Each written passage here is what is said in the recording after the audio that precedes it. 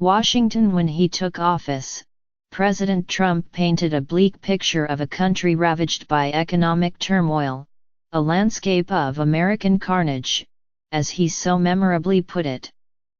A year later, he presented the nation on Tuesday night with a different narrative, one of a booming economy and a new American moment. The stock market has smashed one record after another. Retirement accounts have gone through the roof. Companies are roaring back to the United States. We haven't seen this in a long time, he exulted from the rostrum of the House chamber as he delivered his first formal State of the Union address. It's all coming back. Never mind that in some fundamental ways the economy is growing no faster than it did at points during President Barack Obama's second term. Mr. Trump is at heart a salesman, and he rarely lets details get in the way of a good story. And by some measures, he has managed to convince many Americans, especially corporate leaders, that the economy really is surging in a way it has not for years. The challenge for Mr. Trump is that even as he sells the economy with the fervor of a real estate developer, he has not been able to sell himself. His approval ratings remain at historic depths, and effectively unchanged after a year in office.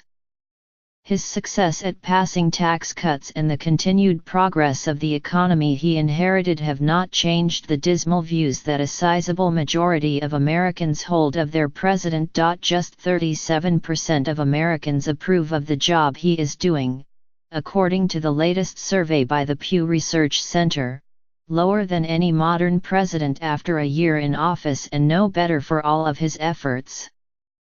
41% think he will be an unsuccessful president, twice as many as last year and nearly twice as many as those who think he will be successful.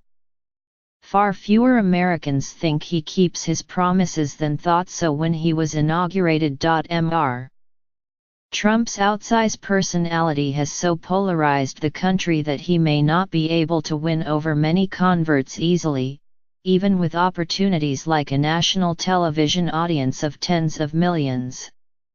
His goal for the speech was to reach beyond his base and put forward a more optimistic, bipartisan face to a presidency that has been exceedingly divisive, but he has demonstrated before that such moments rarely last before he begins lobbing political artillery shells all over again. Every major address like this is an opportunity for reset, but that is unlikely in this case and even more unlikely still given that it's an election year, said Lanhee J. Chen, a scholar at the Hoover Institution at Stanford who advised Mitt Romney's presidential campaign in 2012.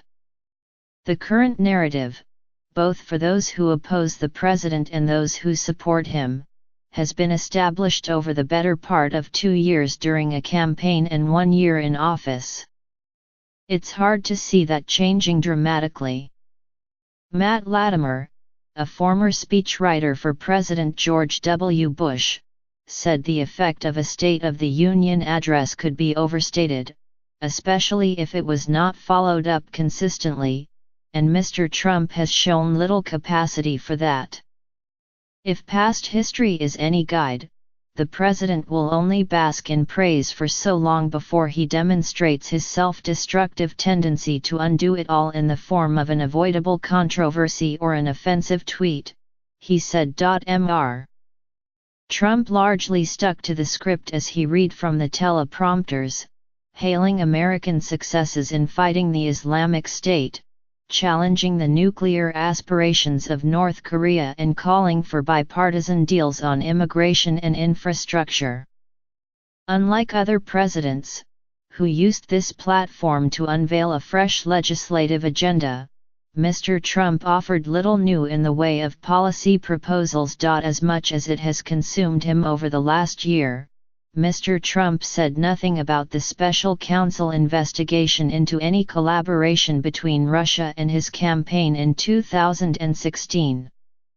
And he largely avoided mentioning the acrimonious episodes of the last year beyond a line about standing for the national anthem, a reference to his criticism of National Football League players protesting racial injustice. The partisan schism in the chamber was so powerful, though, that Democrats like Representative Nancy Pelosi of California remained in their seats unmoved even when he preached unity, and many black lawmakers did not applaud when he cited record low unemployment among black people, a trend that began 6 years before he took office. Some hissed when he promoted limiting the ability of immigrants to bring relatives to the United States. In the hours before the speech, Mr. Trump was in reach-out mode. Meeting with television network anchors, he was asked what he had learned in his first year as president. "When you're a businessman, you don't have to worry about your heart, the heart," he said. "You really do what's best for you, you know, for almost purely monetary reasons. You know, you make your money. In doing what I'm doing now," he added, "a lot of it is heart, a lot of it is compassion, a lot of it is far beyond money, such as immigration, such as the things we're talking about." Compassion is not the word his critics or even many of his admirers would use to characterize Mr. Trump's tenure so far, at least when it comes to immigrants from Muslim countries or Africa, racial minorities protesting white supremacists, women subjected to sexual harassment, or working families dependent on government health care programs. Just 33% of Americans said they thought of him as compassionate in a new Politico/Morning Consult poll. His strength at the moment is an economy that seems to be humming, and the possibility that it will grow stronger in the next year as a result of Mr. Trump's tax cuts and regulatory rollback. Still, his sales pitch went beyond the numbers. The economy grew 2.3% in 2017. More than in 2016 but less than in 2014 or 2015. More than 2 million new jobs were created last year, a significant achievement but less than in any of the last 6 years of Mr. Obama's tenure. The difference is that the accumulation of growth has pushed the unemployment rate down to 4.1%, a 17-year low, which means that wages may increase in the coming year as employers compete for scarcer workers. And the other difference is that Mr. Trump unabashedly sells the success of the economy without the caveats and reservations that Mr. Obama tended to favor. He has done a good job resetting expectations, something important and, yes, a better cheerleader for optimism than President Obama, said R. Glenn Hubbard, Dean of the Columbia Business School and a former chairman of the President's Council of Economic Advisers under Mr. Bush.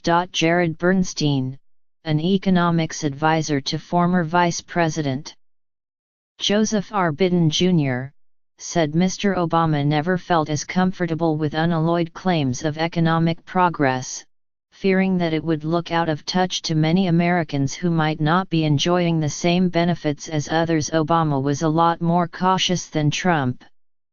Of course, who isn't? Mr. Bernstein said. Like any president, he took some credit for economic gains over his watch, but he was always very cognizant, very conscious, that there were significant groups of people who were left behind. So any economic cheerleading was always tempered by the reality of the unequal distribution of economic growth. Mr. Trump's cheerleading has helped convince Americans that the economy really is doing better. 58% of those who responded to a poll by ABC News and The Washington Post said the economy was in good or excellent shape, the most in 17 years. Yet just 38% credited Mr. Trump, while 50% said Mr. Obama deserved a great deal or good amount of credit. Mr. Trump seems to recognize that he is having trouble uniting the country, but took no responsibility for that, saying that it preceded his ascension to power. I would love to be able to bring back our country into a great form of unity, he told the anchors. Without a major event where people pull together, that's hard to do, he added, referring to a catastrophic moment like a terrorist attack. But I'd like to do it without that major event, because usually that major event is not a good thing. I would love to do it. That really would be a new American moment.